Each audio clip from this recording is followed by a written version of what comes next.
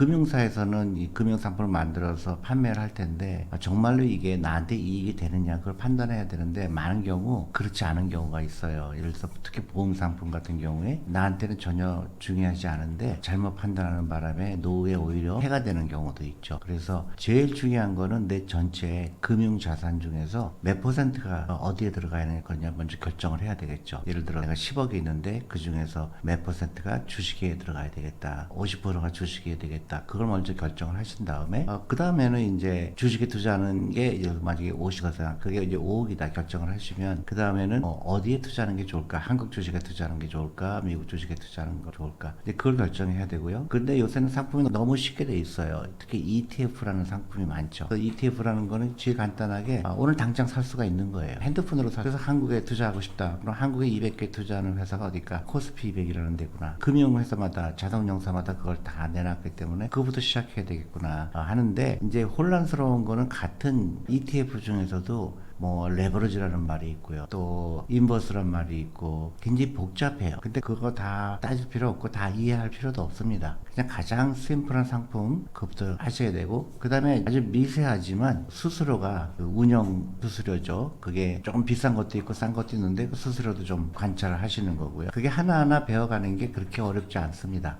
근데 제일 중요한 거는 어렵지 않다는 걸 아셔야 되고요. 당장 시작해야 된다. 그리고 ETF가 가장 저는 권유를 드립니다. 가장 손쉽게 투자할 수 있고 가장 수수료가 싸다. 그렇게 말씀드릴 수 있습니다. 주식 투자하는 이유를 사람들은 가격을 맞추는 걸로 생각을 해요. 그러니까 혼란스럽죠. 매일매일 매초 매분마다 주식 가격은 수도 없이 올라갔다 내려갔다 하죠. 그거를 맞추는 거를 투자라고 생각을 해요. 그게 아니고 투자하는 이유는 단 한 가지입니다. 나의 경제적 자유. 더 나아가서 노후 준비. 그럼 어떻게 돼요? 꾸준히 사는 거예요. 꾸준히.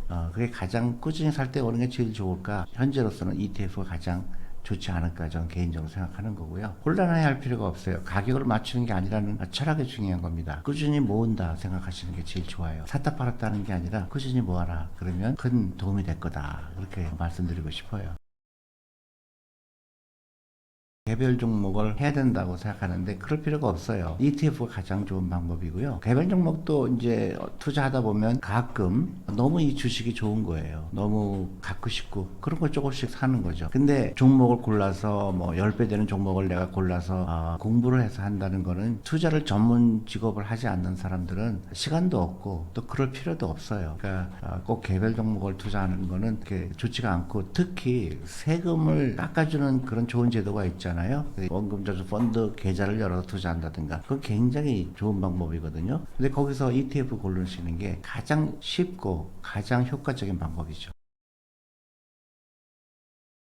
가장 실수하는 부분은 그거예요. 단기간에 자주 사고 파는 거를 하는 거고 주식에 투자한다는 건 회사하고 동업하는 거예요. 그래서 회사랑 동업해서 장기적으로 그래서 그 회사가 잘 되면 나도 부를 창출하는 거고 근데 그렇게 생각하면은 자주 사고 팔 필요가 없는데 아직도 가격을 맞추는 거로 생각을 해요. 시간에 투자하는 겁니다. 시간에 투자하는 거니까 일찍 시작해야 되고 가장 일찍 사고 가장 늦게 파는 거예요. 그 가장 훌륭한 투자가인데 가격을 맞추려고 생각하니까 그건 투자가 아니라 투기가 되는 거죠. 그래서 투기하지 마세요. 투자하세요. 그렇게 제가 말씀드리는 이유가 기업에 투자하는, 기업과 동업하는 거다. 그렇게 생각하시는 게 좋습니다.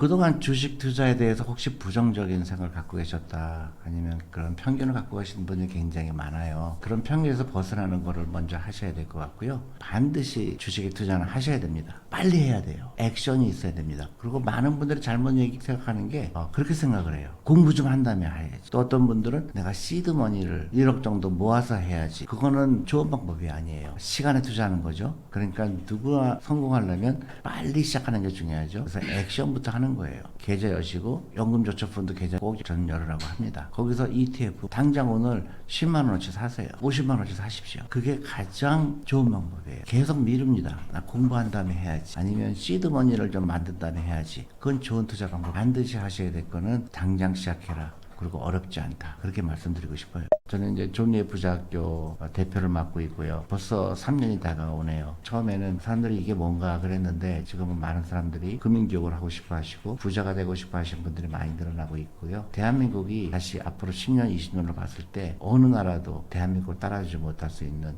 그런 시간이 왔습니다. 그래서 우리가 이걸 어떻게 대한민국을 정말 위대한 국가로 만들 수 있느냐, 우리 한 사람 한 사람의 금융에 대한 생각이 바뀌어야 된다고 생각하고요. 그래서 이번 기회에 혹시 투자하는 거를 꺼렸던 분들 반드시 그런 평균에서 벗어나기를 바라시고요. 제가 이 책을 6년 전에 발간한 책입니다. 근데 그 6년 전에 제가 주식 투자해야 된다 그런 걸 강조했었는데 그 당시엔 베스트셀러였는데요. 그때 제 말을 듣고 많은 경제적 자유를 얻은 분들이 연락을 오십니다. 너무 잘했다. 그때 투자했더니 지금 내가 많은 부를 창출할 수 있었다. 그래서 저는 이제 그분들이 또 그분 자녀들 또 많은 분들이 그 책을 보고 싶다 그러는데 책이 절판이 됐어요. 그래서 제가 다시 출판하게 되면서 새로운 부분도 많이 들어가 있으니까요.